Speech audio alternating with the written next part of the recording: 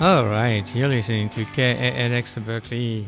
Excuse my French, and we're going to start the interview with Absolute Darkness, who played tonight for KALX Live. Hey guys, welcome into the studio, welcome into the station. Thanks a lot. Thank you, sir.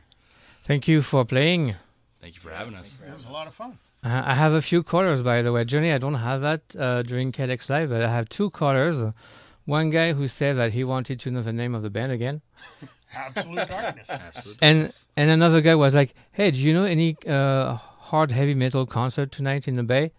And I was like, you have one right now. And he was like, yeah, I know, but that's because I have one right now, but then I want to go live. So I think you met some people who wants to go out. There's some good ones that coming up. Yeah. All right. So, okay, I have, it's going to be a very simple interview. I just wanted to start from the start. So how did you guys started the adventure with Absolute Darkness? So Absolute Darkness started with me and some younger guys. And, I started to play drums, and they needed a drummer. So I actually started out on drums, but I'd always played guitar and bass. And then I started to write some songs and record. But we didn't quite have enough members to play live, and we released the first album without the capability to play live, because I was doing drums and guitar and vocals. And then for the second album, I released almost as a solo project and got a lineup together, and we started playing around. And then the pandemic hit, and people kind of fell out. They got into other things, and then I've known Orson, our bassist, for years and years. We met in Jamaica on 70,000 Tons, and he asked, "Hey, can I sit with you guys?" And we're like, "Yeah. Hey, where are you from?" "I'm from the Bay Area." "We're from the Bay Area." Yeah. So he came on as bassist, and then I met Doug here at a drugstore. He was looking at my T-shirt, and we started talking. Oh, Walgreens, to be specific. Yeah, a drugstore. And then Doug brought in Ahmad when we were down a drummer. We grew up together, basically. Mm. I've known him for 20-plus years. First guitarist I ever played with was Doug. Yeah, we had a high school band back in the day, all types of stuff. It was crazy. Good fun. So we've been taking advantage of the resurgence of live events now that the pandemic's over. We've been supporting Failure of State, which these guys helped me record, and Doug did a little bit of writing. You contributed to Round It Up and a few other songs, but for the most part, the album was written before these guys came on board. But we're really looking forward to writing a new album together as a team. We've already gotten a few song ideas out there. They're not firmed up enough where there's still a ton of work to do. But we're looking forward to working together on a release that's more than just me. I mean, all my band members have always contributed, but it's been 80% me. And I wouldn't mind 40 or 50% me on this next one. But whatever happens, happens. All right, yeah. Go with the flow. Yeah. Oh, yeah. All right, what are your influences? We're going to go around a little bit. Doug, you want to start? What are your influences? As far as music and stuff, anything, really. Anything? There's such a caveat to any type of music that's out there. I listen to all genres. I remember kind of tuning an ear in when I was a kid. I would listen to Rush with my dad, and we'd listen to the trees, and he'd say, "Hey, Douglas, what's that sound? What do you hear? What instrument is that?" And we kind of broke down that there's a flute or something in there, and it really tuned my ear into appreciating what was presented. So I was raised on Rush, Van Halen, Stevie Ray Vaughan, Celine Dion from my mama. Happy Mother's Day, by the way. Oh, yeah, it's tomorrow.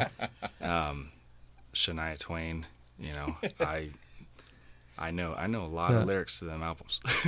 You listen to Celine Dion, the French songs or the English songs? Everything. Okay. Whatever came out. You're a purist. Oh, yeah. And then as far as super technical, death metal, Archspire, really kind of saucy stuff that makes your brain itch, and every time you listen to it, there's a new element that you catch. It's like watching a movie, and it's a murder mystery, and you figure out another clue each listen.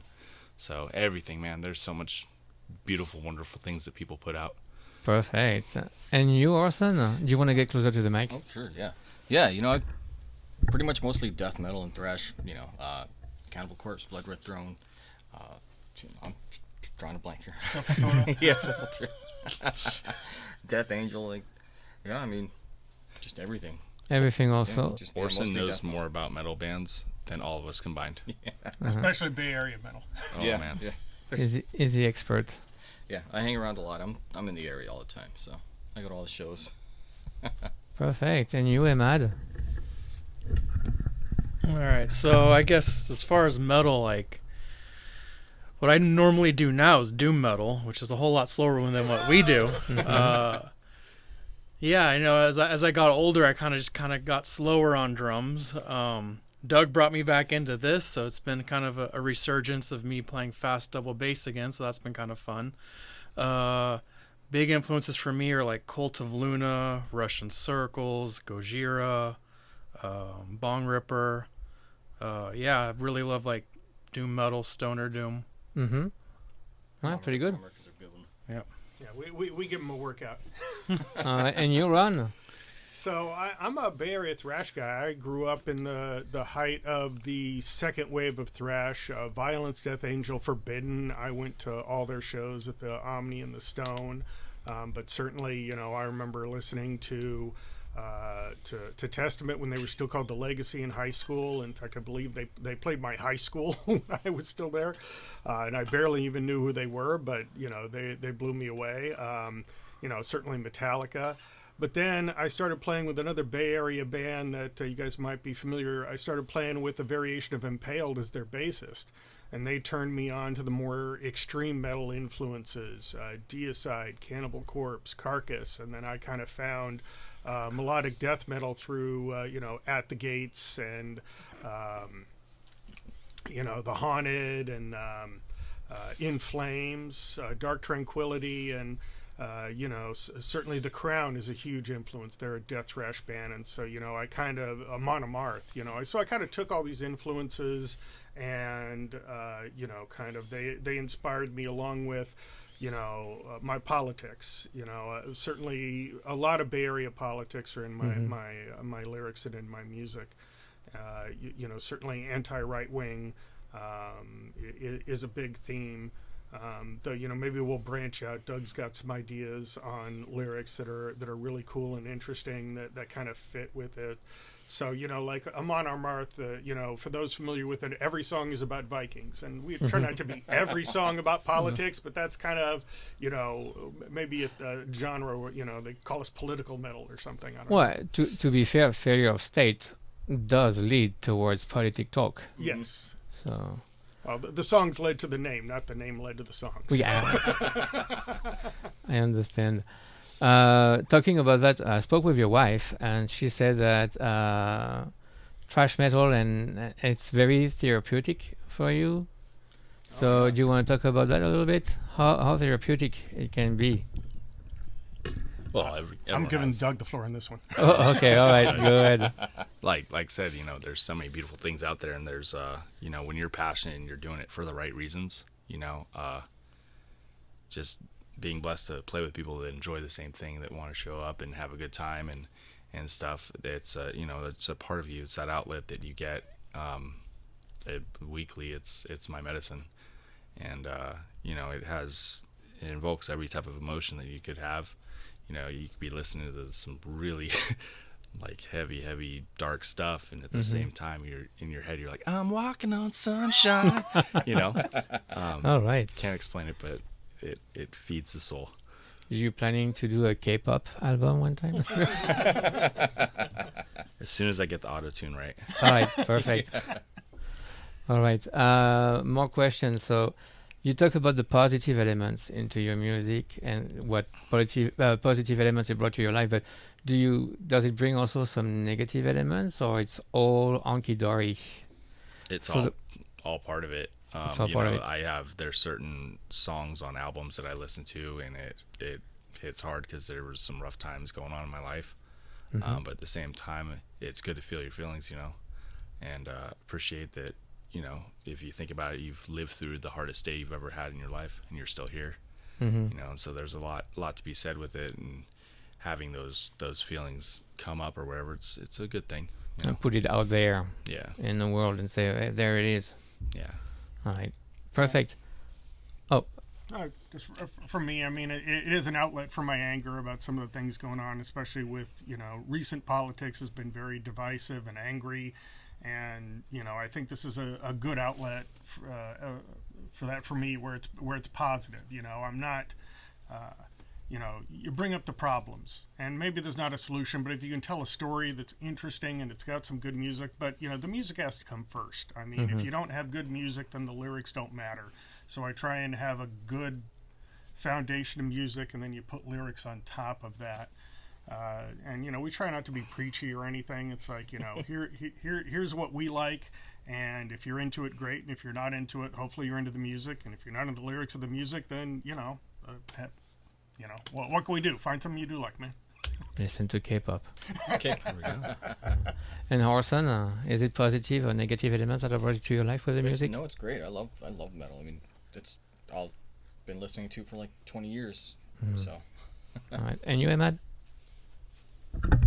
I know we're gonna have to move that microphone every time. It's for me, sometimes it is a battle between the positive and negative, and I primarily, in my other project, we write a lot of sad music, and we're yeah, and we try to trigger the sadness in the music and really make you feel sad as you're listening to it, and sometimes it's good to tickle that. Does it have like a cathartic effect to the music? Exactly. It's just a way to express it, to put it out there in the world. All right. Okay. Yeah. Good. A few more questions, and then I'm going to let you go because I know you have stuff to do. Is there one song on your album, Failure of State, that has a good story behind it? And if so, can you tell us? There's a few. One of the ones that we re-recorded, so Mad King was originally recorded and released on Disaster Awaits, but I wasn't happy with the production. I had mixed and mastered it myself, and I don't think I'll ever do that for a released album again. This one we sent out to William Blockman in Sweden, and he did a great job mixing and mastering, and so I wanted to we had some room on the album, so I re-recorded that. And that song, when I went to go write it, it was originally supposed to be all about Trump. But I got to the end of the song, and how I wanted to end the song was his impeachment. And this was before he was actually impeached. This was, I think, after he'd been recently elected, is when I wanted him to be held accountable for the things that he had done and said. And I got to the end of the song, and I couldn't make the lyrics fit. It was too complex a topic for a death metal song. And so I got to the point where he's got to die. That's quick and it's simple, but I don't want to advocate that people solve political problems with violence, because that's not what this country should be about.